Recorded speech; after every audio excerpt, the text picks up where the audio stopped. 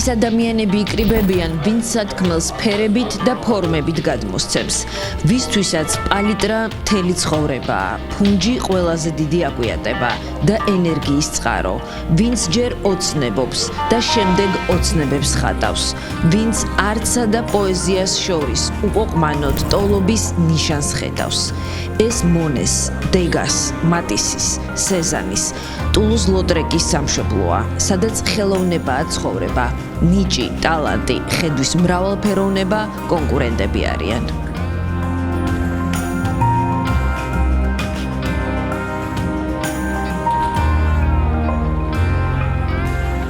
რივოლის 59-ს ყოველკვირეულად ათასობით სტუმარი ყავს. მხატვრების სახლი ცვალებადი ფასადით და საინტერესო ინტერიერით, თანამედროვე ხელოვნების ნიმუშების დამთვალიერებელთა რიცხვით პარიზში მესამე ადგილზეა და საფრანგეთის მასშტაბით ვიზიტორების სტატისტიკით ათეულში შედის. პარიზის ცენტრში ცნობილ მისამართზე მისასვლელად და თქვენთვის ამ ადგილის პრეზენტაციისთვის მიზეზი გვქონდა. ქართველი მხატვრები რივოლი 59-ში პირველად გამოფინეს. ქართველმა, უკრაინელმა და ფრანგმა არტისტებმა განსხვავებული სტილის შერწყმა გადაწყვიტეს. თითოეული სურათი ჩვენი ცხოვრების გამოძახილია, აირეკლავს ტკივილს, განცდებს, ემოციებს, სიხარულს. ეს მხატვრების თვალით დანახული სამყაროა, რომელსაც ანარეკლი უწოდეს.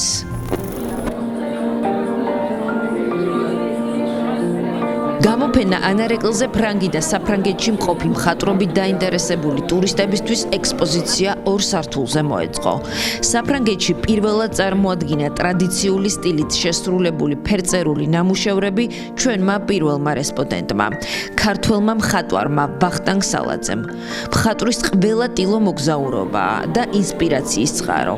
გალერეაში მისულ ადამიანებს, ვინც საქართველოს აღმოაჩინა და ქართული ფერწერის სკოლაზე უფრო მეტის გაგების სურვილი გაუჩნდა, საშუალება ჰქონდა ადგილზე დეტალებზე მხატვართან ესაუბრა. ჩვენი პირველი გაჩერება რთველია.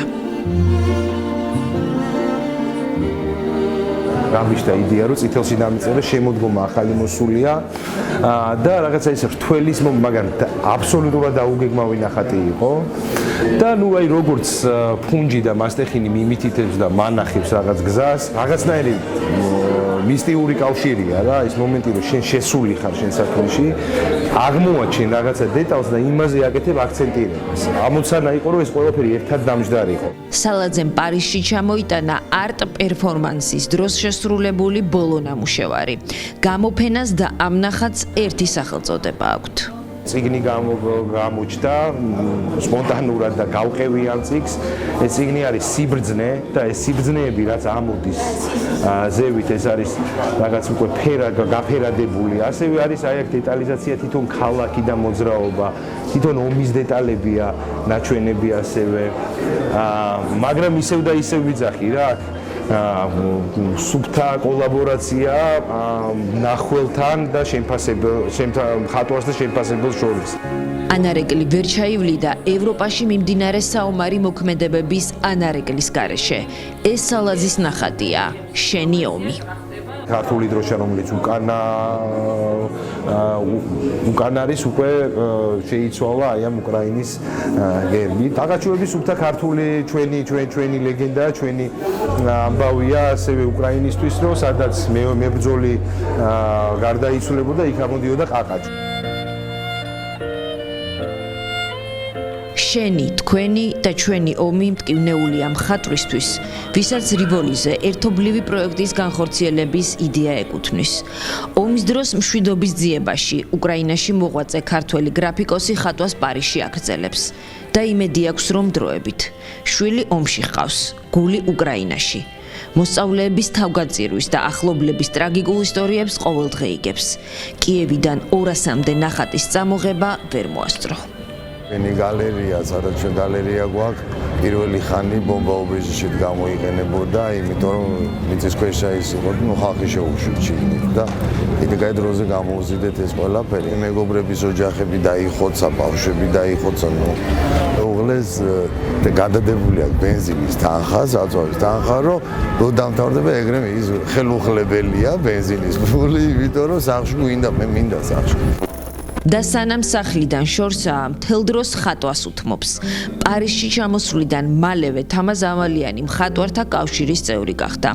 ფრანგმა დამთვალიერებელმა ავალიანის ფრანგული სერია ნახა. თბილისში პირველი გამოფენა 23 წლის წინ ჰქონდა. ძირითადად საწერი კალმით მუშაობდა, ახლა საღებავებითაც. მის ნახატებს სახელწოდება არ აქვთ. საქმე იმაშია, რომ მე რო დავარქვა სახელი, თქვენ მარტო იმ სახელზე იქნებით კონცენტრირებული და მე მიჩვენია, რაც უფრო მეტი ხალხი სხვა თავის აღზრდას გამოიტანს და 10 დასახელება ექნება, ან არა და ერთი ჩემი არ მინდა. მიჩვენია ის 10, 100 იყოს, ვიდრე ერთი იყოს ჩემი.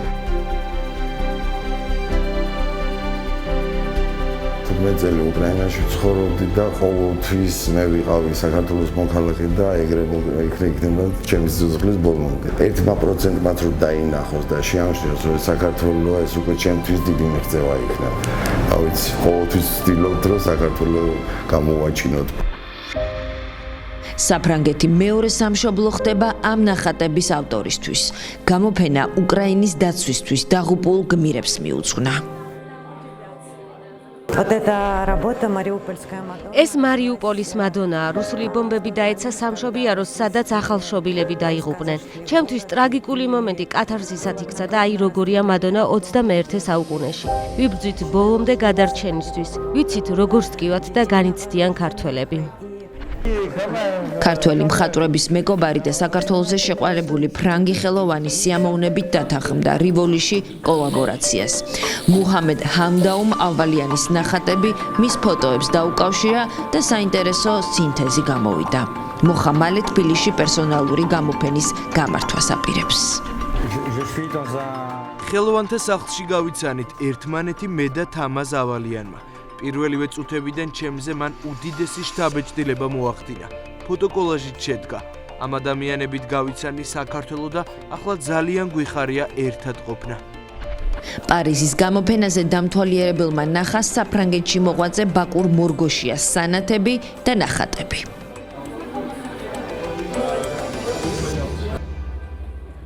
ანარეკლი დღეს სრულდება.